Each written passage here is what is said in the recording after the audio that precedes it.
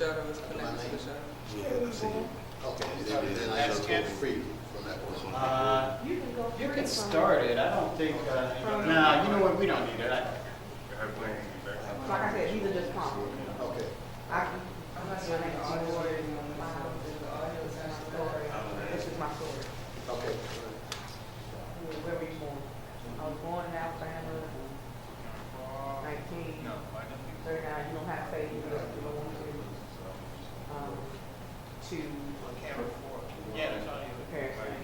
Okay. You know, you can just go free I like go that. to you want to know for my father and mother did. Yeah. What you say? I want to have one more than 11 children. Yeah, I got a. Oh, Okay. yeah, that's all right. Okay. Yeah, yeah. My bad. That's all right. This is all one of 11 children. What do you feel like I did enough?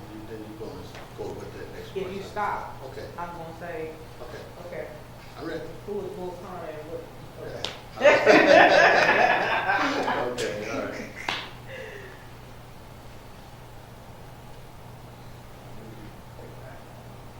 I saw the video this morning, and I love the video. All right, we got speed.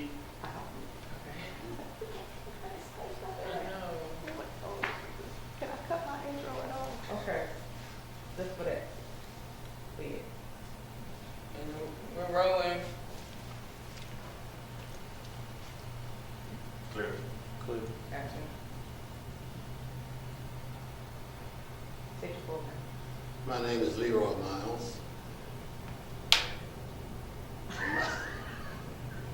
My name is Leroy Miles, and this is my story. I grew up in Birmingham, Alabama, back in the early 40s. I was born in 1939. I'm one of 11 children. And Birmingham was, as most of you know, was a part of the real struggles in terms of civil rights in the country. My father was a laborer. He worked for a while at the railroad. My mother was a housewife. And it was really a struggle. It was a struggle for us. We had a hard time putting it, making ends meet. But I want to talk a little bit about what Birmingham was like living in Birmingham, Alabama. It was a very segregated city. I remember one of the things I remember first was Reverend Shuttleworth, who led the Civil Rights March in Birmingham. The place was, they bombed his house. They kind of stirred up a lot of things for people in Birmingham. I had a couple of encounters I can remember during high school. When I first got out of high school, I took a job as a laborer, working with 3 brick masons. And my job was to mix the mortar and break them the mortar to them and all that. And one day, one of his friends came by and he said, I want to use your boy for today. Can you let us have it for the day? I worked for that guy all afternoon, and I haven't gotten paid for that yet. And for some reason, I put a very bad taste in my mouth. And I figured at that time, I got to get out of Birmingham. I figured out some way to do that. So one of my friends was in school in Tuskegee.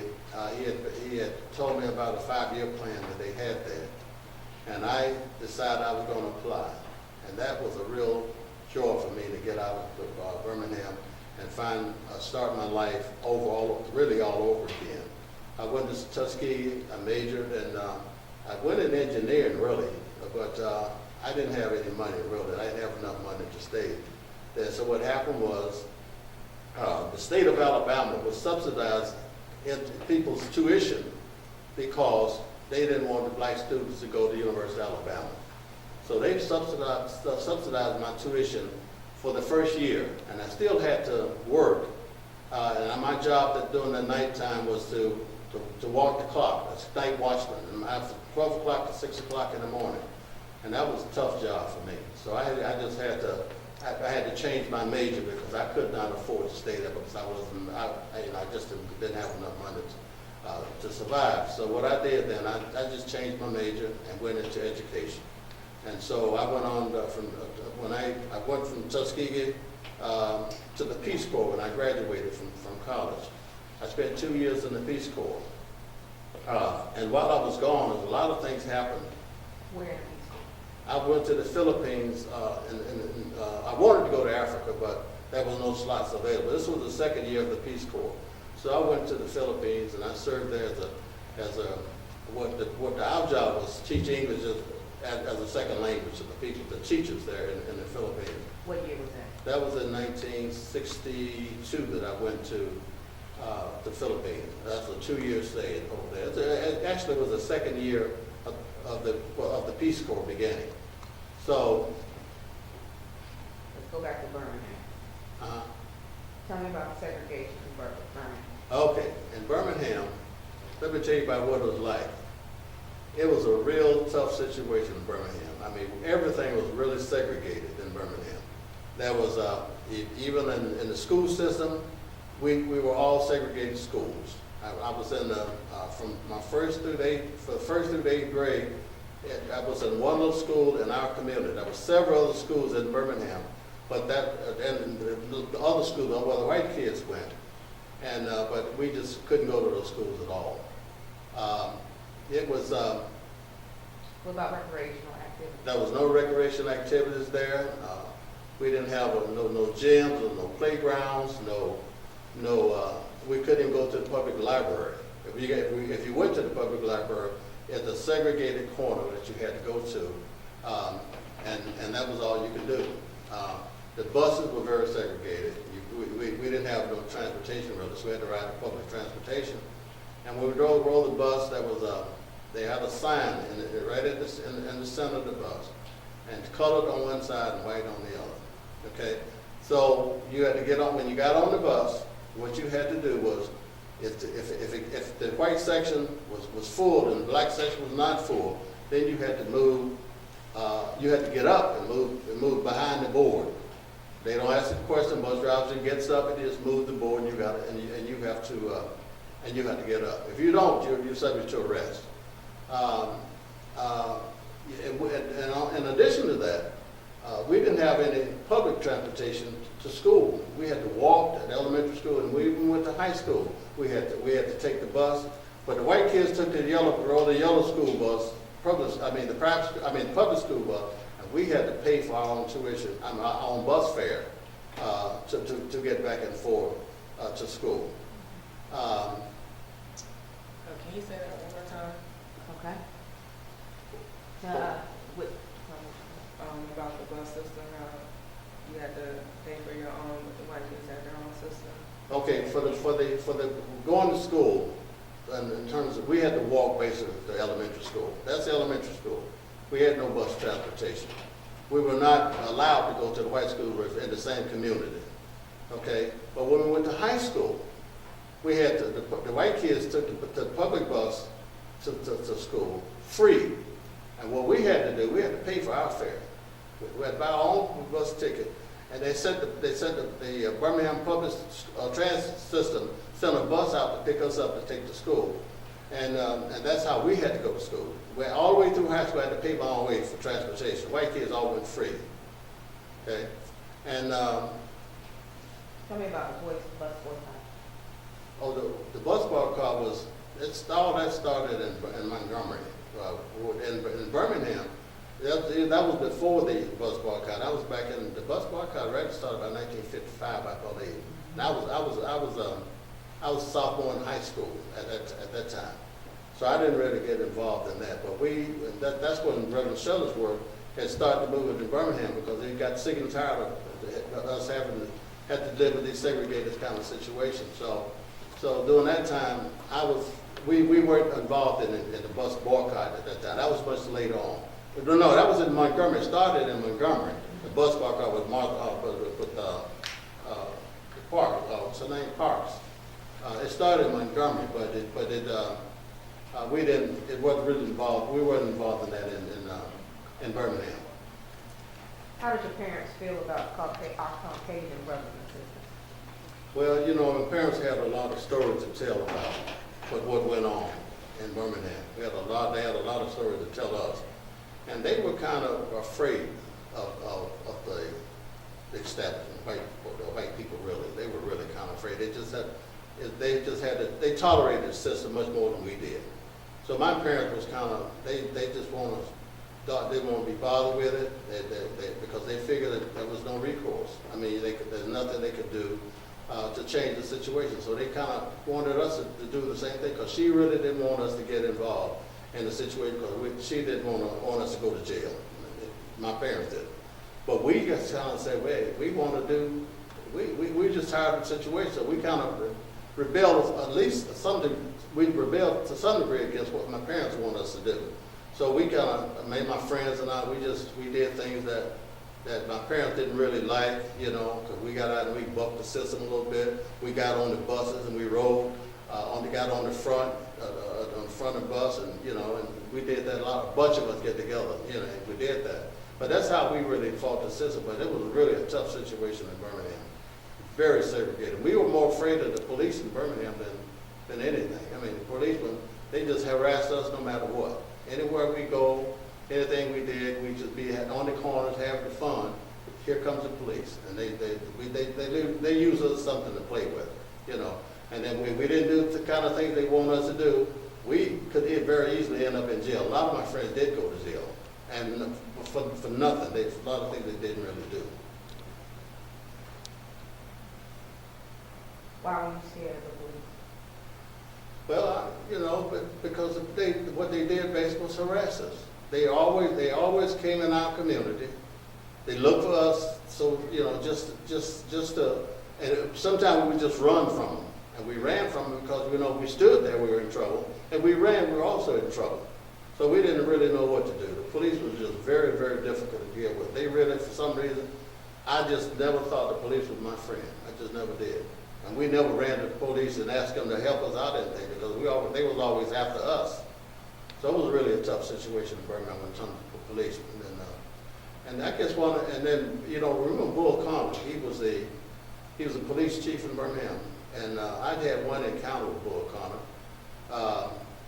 When I first got out of high school, I had another job. I was working as a delivery boy for the drugstore.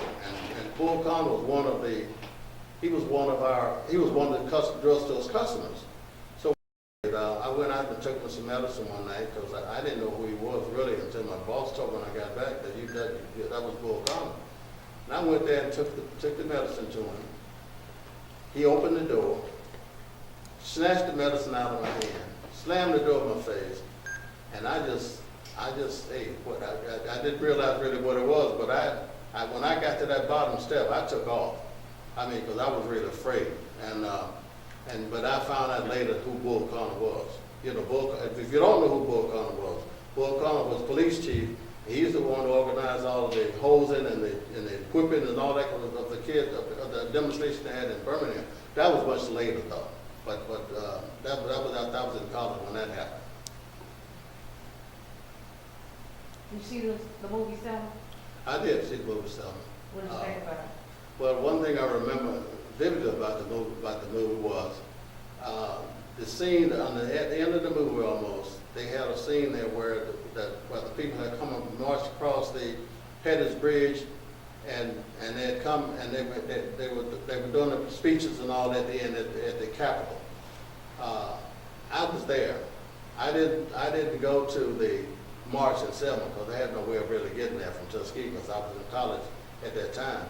And so what I did, a bunch of us went to Montgomery at the church where they organized the march to the Capitol, and I was involved in that.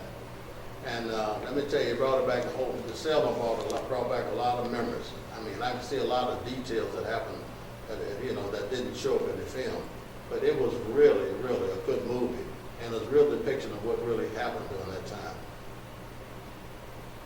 Tell me about the air in Montgomery when you all got there, when you met them there. Oh, Tell me about that day. When we got to Montgomery, the thing that shocked me the most, not necessarily shocked me, but the thing that was very interesting to me was the demeanor of the police. You know, they were just absolutely upset that we were there. You could see it all on their faces. You know, they just really wanted to, if they could, they would just kill all of us. I mean, they were all around us. They had circled us, but they couldn't do a thing to us at that point. But I just couldn't believe how many, the film that looked like this coming from their mouths, you know, when they were talking to us about a movie over there, movie, you know, trying to organize a group. But that was really a tough situation. But there was nothing happened physical, you know, the whole world was watching at that point. So, but yeah, I was involved in that. Did you see the TV depiction of what happened on Facebook? Oh, yeah. Tell me about I really wanted to be there, really. I really wanted to be there, but I didn't have no means to get down there. So I just had to wait until they got to Montgomery. But that was hard. That really got the nation involved in what was going on in race relations in the South. That was really a tough one. I just couldn't believe that that they would get that kind of treatment just because they wanted to be free. I just couldn't believe that. Do you remember watching Bloody Sunday on the TV? Bloody Sunday, when they beat him. Oh yeah. I remember watching that. I mean, we were just horrified that would happen, and that made a lot of people more interested in getting involved in that whole process. I made a lot of people more interested. Is that the first time you've seen police brutality? Oh no, you see it on Birmingham. That's why Birmingham. I've seen the girls that got killed in the church in Birmingham. That wasn't the police. I mean, that could have been the police. I don't know. But we saw the brutality. We saw brutality a lot in Birmingham.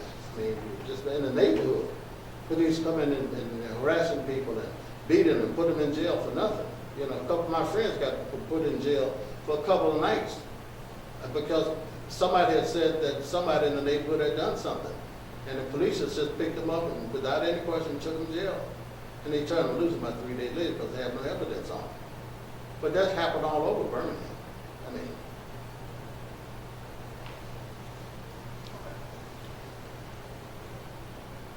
Do a separate one, but I was gonna ask him about how he and his wife and everything. Okay. I know what you want. Yeah, we could do that. Ask him all those same Okay. questions. Yeah. All right. How did you meet your wife? well, that was really when she came to Tuskegee. She got a job there, and I was there working, Yeah. and I met her. He needs to say, like, you know, Huh? I met I my met wife. my wife, or you can say her name. I met my wife, Johnny Harris, in Tuskegee. After I had come back from the Peace Corps and had gone back to Tuskegee, she had just gotten a job there, and I just saw, you know, we got to know each other very well, and we got married. And before we got married, though, I lived in Birmingham. She lived in Columbus, Mississippi, which was about 120 miles away. And I decided I wanted to go down to visit with her, you know, just to see her, you know, because we were, you know, we were kind of thinking about getting married, I think, at that time. So what we did is my brother and I went down with me to Mississippi. And so Johnny, being as bold as she was about the situation in the South, she decided that we were going to go out to eat at one of the local restaurants in Columbus.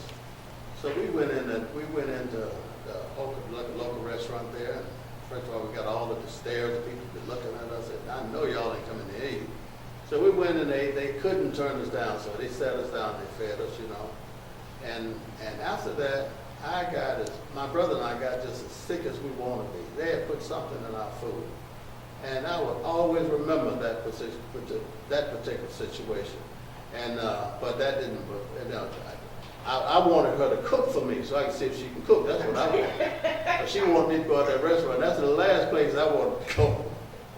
But that's how I met my wife in Tuskegee, doing it right in the middle of the Civil Rights Movement. What year was that? That was in 1967. Yeah. That's right before I took off and went to graduate school. And after that, 1968, when Martin Luther King died, that was we were still in Tuskegee at that time. When he got killed, we were still in Tuskegee. So we both took off and went to grad school. At least I did at Indiana University, and worked and finished up there in 1971. Then we came back to Tuskegee again, and I took a job teaching in Tuskegee before I came to Virginia. How long did you stay in Tuskegee? I was in Tuskegee 3 separate times. I was there for my undergrad work, and then after the Peace Corps, I came back to Tuskegee and I worked for a while, and that's really when I met Johnny. And she was working on a master's degree at Tuskegee at that time. And then we went off to grad school, and then I came back to Tuskegee after I worked for a year in Indianapolis. And then Johnny decided going on to Auburn University. And she probably has some stories to tell you about how she got into Auburn University. Because when I got ready to go, I couldn't go to Auburn in 1968. It was closed for blacks. Okay, so I couldn't go there, so that's why I went off to Indiana University. But I was there 3 separate times. I taught there at Tuskegee, and then, then I went to school there. And I came to Virginia in 1974 as a professor at Virginia Tech. We both did. We taught there for about, up to 1995. But let me also say that the first time I ever sat in a classroom with a white person was when I went to Indiana. That was, school was totally segregated, all the way to elementary, and secondary, and college. We might have had a few white students at Tuskegee, but they were all in veterinary medicine. But they didn't really integrate, they didn't really associate with many other students on campus. They were there for one particular group, the DMD degree, that's all they wanted. How do you, Did your jacket real quick? how do you feel about Delta? No, that's Johnny's. I didn't, she's from the Delta, I mean, not me. I mean, I was afraid to go to Mississippi, to tell you the truth. And that's amazing we say that, because Birmingham, I think, was even worse. You know, I never decided I had decided I never want to go back to Birmingham, not to live anyway. My parents were there. I went there quite often then, and my brothers and sisters are there now. So I go and visit them every once in a while, but I don't think I ever want to go back to Alabama to live, not at all. But you know, as I thought, Even now? I wouldn't. No, Birmingham left a very bad taste in my mouth, really did. And what I can say though, Birmingham probably did some good things for me. It told me that I can come out of a situation like that and be successful. It taught me that, you know. It was a struggle, I must admit, and I didn't like a whole lot of things that went on. But it really taught me that, you know, with the help of God, the grace of God, that you can come out and do what you want to do. And I just decided that I'm not going to let this stop me from being successful in life. So I did what I needed to do. Go to school first thing, and then find somebody, a wife who could help me, to, you know, and we could be successful by doing that. So Birmingham might have done me a favor by getting me out of there. What would you like to say to the generations after you? Work hard.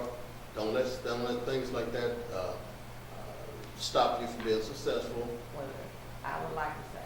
Oh, I would like to say to the people, the young people today, work hard. Don't stop. Always make sure that you have a dream. Dream big and do it no matter what your situation is. If you don't have money, money is available for you. If you really wanted to make it, you could make it if you try. So that's what I like to say for them now. Just work and be as successful as you can be, and don't take no for an answer. That I always do what I think I want to do. There's opportunities available. That's what I like to say to young folks. Do you have a favorite scripture? Oh, my favorite scripture is, well, there's several of them, but my favorite scripture is,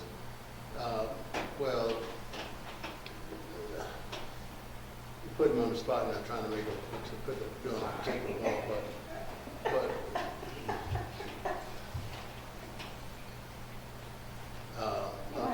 you know, when you start to get old, you forget something. Okay, let's start with it. Wait a You have a minute. favorite hymn? My favorite hymn. You put it again on the spot. Oh, Lord, Mr. No, I do have a favorite, but now I can't. It's hymn number 2 in the hymn. They sang last Sunday, and I can't remember what it is now. What is it? Through It All is another one of my favorite. Through It All is one of them, right? And what's the other? Love lifted me. No, well, Love, but that's one. But my favorite is, I'm trying to think of the name of it. Now, film number 2 in the film. What is it? I don't know, we'll have no memory right now. What'd you say? What is it? What is it? I'm sorry. It doesn't matter. Okay, that's all right. What is that, Emma? You make me a... I don't know. Can you sing part of it? Hey. Oh, God. It's okay, we don't have to use it. No, let's don't use it. No. Okay, that's fine. That's okay. Now you're gonna be thinking about it forever. Yeah, I'm gonna be thinking about it. I As think- soon as I walk out the door, I remember what it is. But You're done, though. Okay. do I need to say anything else? You wanna say anything else? Let me think here. Let me see this. Maybe I think I missed something. Ms. Johnson. Oh, she's got it? Did she get up? Yeah, she just did. Sorry about this. Oh, she's in. Did she leave? She's in the header.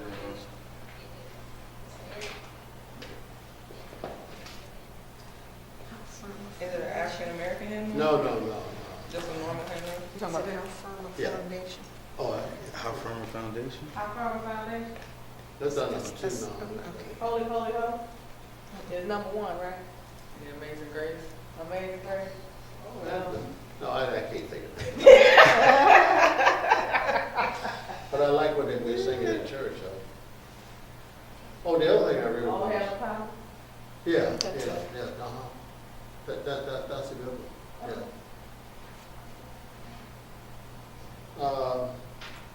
I want to talk about, again, the situation in Birmingham, like the department stores and all those kind of things.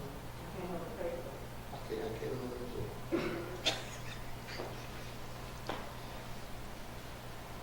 You need to fix his jacket again. Yeah, when he starts, Okay, let me see what I was going to say. it's that right side. Good stuff.